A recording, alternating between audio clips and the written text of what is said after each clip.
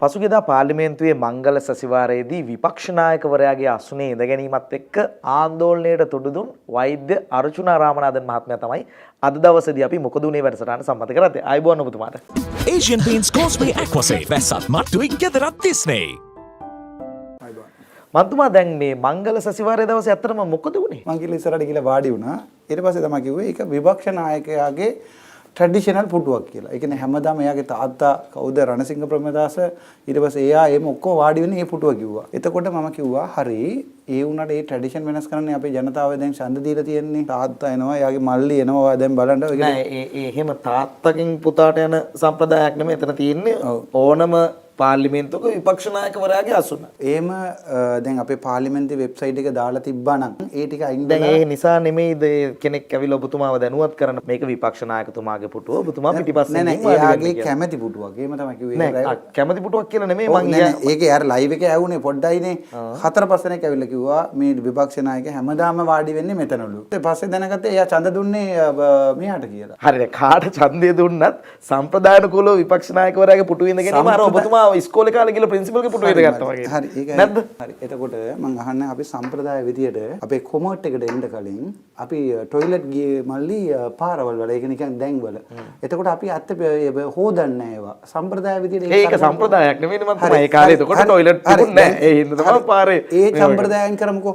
මල්ලි අපි අවුරුදු 50ක් වෙන රටවල් වල කම්පෙයාර් කරනකොට අපි අවුරුදු 50ක් පිටපස්සේ ඉන්නේ. ඔබතුමා විපක්ෂ නායකතුමාගේ පුටුවේ ඉඳගෙන ඉන්නේ නැද්දි සේවකෙක් දැනුවත් කරලා තියෙද්දි හරිද ඔබතුමා ඒ ආවිල මට කිව්වා අනේ ડોක්ටර් මේක මෙයාගේ පොඩ්ඩක් ඒකට බෑ කිව්වා. ඒ වෙලේ මම පුටුවේ නැගිටලා ගියා කියන්නේ මල්ලි අපි දෙමළ මිනිස්සු පෙරදෙනවා. ඔයාලට තේරෙනවද? කොහොමද ඔබතුමා එහෙම කියන්නේ පරදිනවා කියන්නේ? පෙරදෙනවා කියන්නේ මල්ලි දැන් මෙච්චර කාලේ ඔයගොල්ලෝට දෙමළ MP කෙනෙකුට පුටුවක්වත් දෙන්න බැරි නම්. එහෙම එකක් නැහැ නේ. දැන් ඒකේ අසුන් වෙන් කරලා තියෙනවනේ MPs වෙන් කරලා නැහැ කියලා දැන් මෙච්චර වෙලා කියනවනේ ඔයාලට. වෙන් කරලා නැහැ කියලා පාර්ලිමේන්තුවේ දාලාදී මල්ලි මම ඩිබේට් එකට ගෝල්ඩ් මෙඩල් ගත්තා ඒක නා. දැන් මේ අනුර කුමාර දිසානායක මහත්මයාට උතුරෙත් වැඩි ඡන්ද ප්‍රතිශතයක් ලබා දීලා තියෙන ඇත්තට මේ ජාතිවාදය කියන එක ඉවත් කරන්නනේ.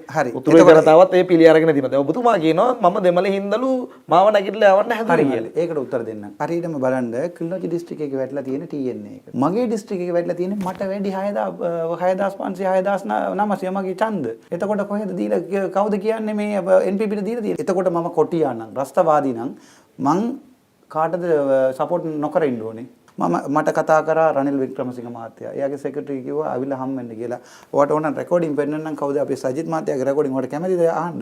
කමන පිළිගන්න පුළුවන් ඔබතුමා කතා කරන්නේ නැති කියලා. කොහොම වුණත් දැන් ඔබතුමා දන්නවද ඔය ස්ථාවර නියෝග අනුව පාර්ලිමේන්තුවේ වීඩියෝ කරන්නත් බෑ. ඔබතුමා වීඩියෝත් කරනවා මේ සිද්ධිය. එතකොට පාර්ලිමේන්තුවේ කියන්න ඕනේ ඔබතුමා ෆෝන් එක අරන් යන්න බෑ කියලා. එතකොට මම MBBS ෆෝන් එක අරන් යන්න මන්ත්‍රීවරුන්ට අවස්ථාව තියෙනවා. හැබැයි වීඩියෝ කරන්න තමයි අවස්ථාව නැත්තේ. හරි. එතකොට එතන පුත්කලියෝ හිටියනේ පඩි අරගෙන එතන සෙක්‍රටරි ජෙනරල් ඉන්නවනේ.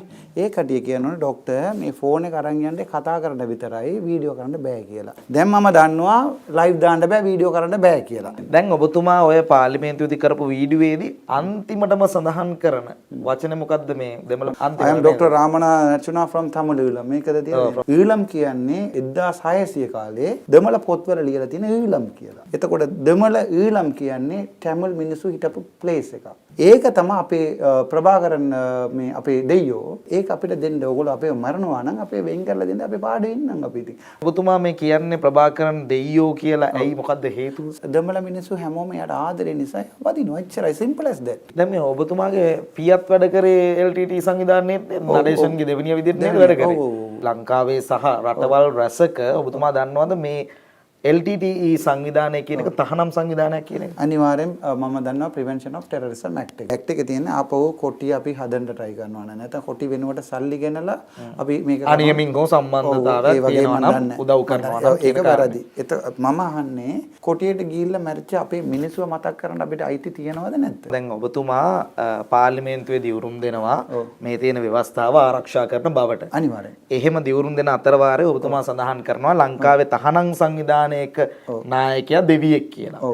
සහ ඔබතුමා ඒ පිළිබඳව අගයමින් කතා කරනවා. එතකොට මේක ඇත්තටම ඔබතුමා ව්‍යවස්ථාව උල්ලංඝනය කිරීමක් සහ පාර්ලිමේන්තුවේ ඔබතුමා ලබා දීපු දියුරුම කඩ කිරීමක්. හරි මට ඒක ඇත්තටම එච්චර පොතේ හැටියට සිංහල තේරෙන්නේ නැහැ. එයා රණ්ඩු උනේ ඇත්තටම කියනවා නම් මට මේ සිංහල එක්කෙනෙකුට මේ කෝට් ෂූට් මේම දාගෙන නිදාසෙන් ඉන්න පුළුවන් නම් දෙමළ එක්කෙනෙකුට ඒ නිදාස ඕනේ කියලා තමයි එයා ඉල්ලුවේ. දැන් ඒ ඊළම ඔබතුමාලට තවදුරටත් අවශ්‍යද ඔබතුමා කියන දේ? මම දැන් මගේ වයිෆ් සිංගල්නේ අතේ තියෙන පිරිත් නුරනේ. එතකොට එයයි කොහමද ඊළම ඒක තමයි දැන් ඔබතුමා ඒක හොඳයි කියන්නේ කොහමද එහෙනම්? නෑ නෑ හොඳයි නම් හොඳයි තමයි කියන්න ඕනේ මල්ලි. ඉතින් ඒක හොඳයි නම් දැනුත් ඔබතුමාලට ඒක අවශ්‍යයි නෑ. ඒක මං කියන්නේ වට 1983 කාලේ නම් දෙමළ මිනිස්සු මැරෙනකොට එයා බේරෙන්න තුවක්කුවක් අතට ගත්තේ. දැන් අපේව කවුරුත් මැරෙන්නේ නෑනේ මල්ලියා. එතකොට කවුරුත් අපි අතට දුව ගන්න යන තුවක්කුවක්. එතකොට මං කියන්නේ මල්ලියා උතුරයි නගිනහිරයි ඔයගොල්ලෝට කැමැත්තක් නැත්තම් මං සිංහලින්නේ කියන්නේ කැමැත්තක් නැත්තම් පාලනය වෙන වෙනම විදියට. මං ඇත්තටම ඇත්ත කියන්න යන්නේ. තිව ප්‍රභාකරන් දෙයියෝ කියලා දෙමළ මිනිස්සු හිතනවාද නැත්ද කියලා මං කියනවා හිතනවා.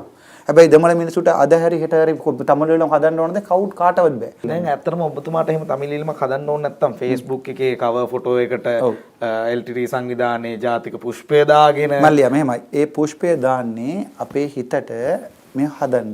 JP රස්තවාදී කියලා එදා හිටපු ආණ්ඩුවෙන් කිව්වද නැද්ද?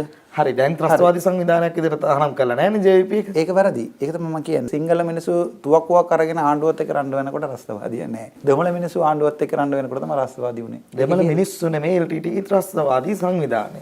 මම කියන්නේ එහෙම නෙවෙයි හැම පවුලම මල්ලි ඒක ඇත්තම කියන්නේ හැම පවුලම එක්කෙනෙක් දෙන්නෙක් තුන් දෙනෙක් හතර දෙනෙක් මැරලා තියෙනවා. ඔබතුමා කියන්නේ උතුරේ නැගෙනහිර ඉන්න සියලුම දෙමළ ජනතාව LTT සංවිධානයට සම්බන්ධයි. 100% 101ක් මල්ලි. අනවශ්‍ය විදිහට LTT සංවිධානය ප්‍රවර්ධනය කිරීම මත බොහෝ විට ඔබතුමාගේ පාර්ලිමේන්තු මන්ත්‍රී ධුරය අහිමි වෙන්න පුළුවන්. මොකද මේ සම්බන්ධයෙන් සිවිල් සංවිධානයක් අද ගිහිල්ලා අපරාධ ප්‍රශ්න දෙපාර්තමේන්තුවට පැමිණිල්ලක් දානවා. ඔය ඒකත් කියන්නම්. දැන්වත් මල්ලි මම PTA නාවේ ඕන එකට ඇතුළේ යන්න කැමතියි. හැබැයි අත්ත කියලා යන්න කැමතියි. පොඩි සංවිධානයක් අනිවාර්යෙන් නඩුව දාන්න පුළුවන්. කිසි අවුලක් නැහැ. ඔබතුමා මේ ජාතිවාදය උස්සන්න නේද හදන්නේ මේ උතුරේ ජනතාවගෙන් පෙරළුණු ජාතිවාදය ඔබතුමා නැවතත් මේ උස්සන්න උත්සාහයක් වගේ දරනවා කියලා මට පේන්නේ. දැන් මේ අතේ තියෙන මොකද්ද? පිරිත් නූලක්. මගේ වයිෆ් කවුද? එයා සිංගල් වෙලිමඩ. එතකොට මට කියන්න ජාතිවාදී උසල ගෙදර කෑම ගන්න පුළුවන්. නෑ ඔබතුමාට මේ පාර්ලිමේන්තුවට එන්න එහෙම සෑහෙන්න උදව් වෙන්නේ නැතිනේ ජාතිවාදී අවශ්‍යක උතුරේ. නෑ විශ්වාස කරනවා නම් විශ්වාස කරන්න අපේ පිටරට ඉන්න අපේ දෙමළ මිනිස්සු කියන්නේ ඇත්ත අපි රණ්ඩු වෙච්ච එක. එතකොට අපේ මං හිතන්නේ මන් දන්නේ නෑ කොටියාගේ ෂිප් 10ක් විතර තාම දුවනවා.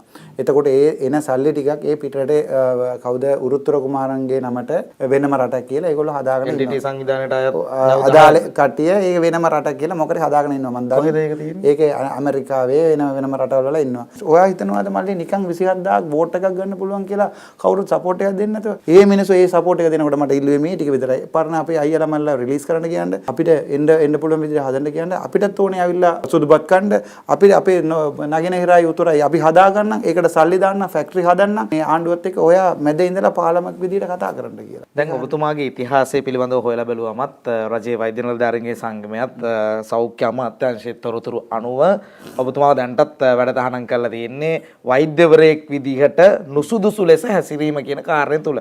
ගොඩක් වෛද්‍යවරුත් බයිනවා ඔබතුමාට පිස්සෙක් කියලා. ඔව්. ඇත්තටම ඔබතුමාට පිස්සුද? වෙලා තියෙන්නේ සාමාන්‍යයෙන් මම සයිකියාට්‍රි අපොයින්ට්මන්ට් කරනවානේ මල්ලි ඒකනේ සයිකියාට්‍රි හොස්පිටල් එකේ තෙල්ලිපලේ තියෙනවා. කියන ඔයා පිස්සු කියලා අපි හිතනවා කියන්නකෝ.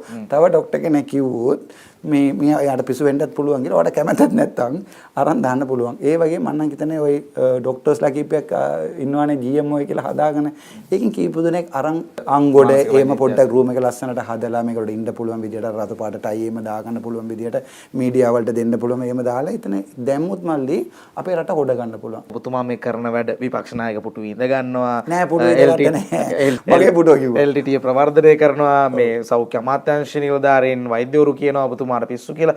ජනතාවට උනත් හිතෙන්නේ නැති වෙයිද මේ ඔබතුමා කරන ප්‍රකාශ මේ කරන දේවල් වීඩියෝ කර දාලා ඉතින් අපි විපක්ෂ නායකට පිස්සු කියලා කොච්චර වීඩියෝස් ආවද? මේක පොලිටික්ස් මල්ලි. එතකොට මම මොකර එකක් ඔයාලට කැමති නැති එකක් කිව්වොත් ඔයා කියනවා මට පිස්සු කියලා. තේරුණාද?